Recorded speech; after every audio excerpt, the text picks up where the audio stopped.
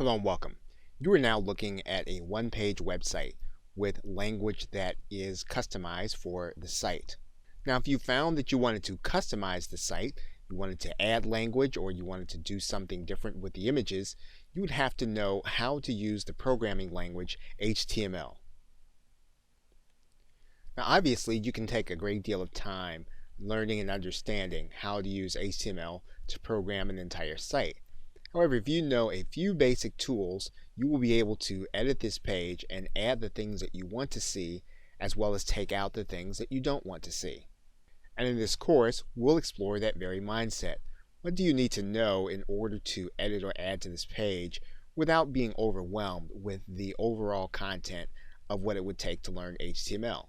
So we'll walk through the basic commands that you need to know in order to insert different elements to a page to change the appearance. In some cases, we'll even change the functionality of the entire site. So the goal of the course is for you to confidently make changes in order to change the nature of the site without having to use the what you see is what you get editor.